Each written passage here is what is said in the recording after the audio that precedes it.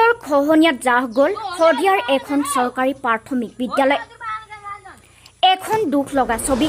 হয়, শদিয়াৰ এখন চৰকাৰী প্ৰাথমিক বিদ্যালয়ত হাতুৰিৰে কোবাই পকীবেৰসমূহ ভাঙি থকাৰ দুখ লগা ছবি।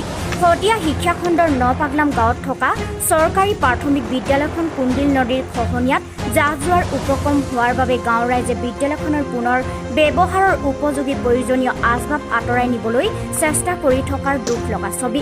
জ্ঞানৰ পোহৰ বিলাবলৈ স্থাপন কৰা শিক্ষানুষ্ঠানখন ইতিমধ্যে এটা অংশত কুন্দিল নদীয়ে ভয়াৱহ খহনীয়াৰ সৃষ্টি কৰা যিকোনো মুহূৰ্ততে বিদ্যালয়খন নদীৰ বুকুত বিলীন হোৱাৰ সম্ভাৱনা গা কৰি উঠিছে।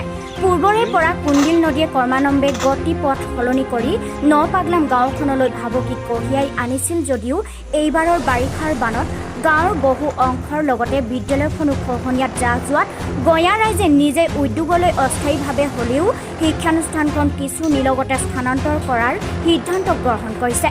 পূৰ্বে চৰকাৰক বিদ্যালয়খনলৈ কুন্দিল নদীয়ে এনে ভয়াৱহ ভাবুকি কঢ়িয়াই আনিব পৰা বিষয়ে দৃষ্টিগোচৰ কৰিলেও সেই সময়ত সঁহাৰি নজনোৱা বুলি ৰাইজে অভিযোগ কৰিছে।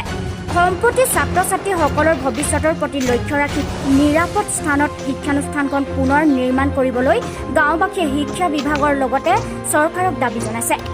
গতি লৈছে এই গাঁওখনে হয়তো নাথাকিব, চৰকাৰৰ ফালৰ পৰা কোনো ব্যৱস্থাটো লোৱা এতিয়ালৈকে নাই, কিন্তু আমাৰ এই সংগঠনবিলাকে নৰাটো দেখুৱাইছে। তাকে আমি আশা কৰি আছোঁ যদি পাছোঁ তেতিয়াহ'লে স্কুলো হ'ব, আমিও জীয়াই থাকিব পাৰিম। গাঁওখনৰ আমাৰ গাঁওখনৰ নপাগলাম গাঁও পাগলাম চৰকাৰী প্ৰাথমিক বিদ্যালয় শদিয়া আণ্ডাৰত। সেইখন আমাৰ ধৰক আজি 9 বছৰৰ পৰা 9 বছৰ চোৱাত আমি আবেদন নিবেদন কৰিছিলোঁ, কিন্তু কোনো হেৰি নল'লে। এই বছৰত একেবাৰে ৰাসখনে কবলত পৰিলে। উপায় নাপায় আমি তেওঁলোকৰ আদেশ লৈ স্কুলঘৰ ভাঙি যিমানখিনি পাৰোঁ ইয়াৰ পৰা আঁতৰাই আছোঁ আৰু অস্থায়ীভাৱে আমাৰ গাঁৱৰ ভিতৰতে আমি এখন বনাবলৈ চেষ্টা কৰিছোঁ, কিন্তু এইখিনি আমি পৰা নাই। নদীখন যাতে পোনাব পাৰোঁ তাৰ নৰাখনত ব্যস্ত হৈ আছোঁ আৰু বতৰো আমাক অলপ বাধা দিছে। গতিকে ভগৱানৰ পৰা আশা কৰিছোঁ যদি সফল হওঁ নৰাটো, হয়তো আমি আকৌ স্কুলখন বনাব পাৰিম। News desk time live Assam.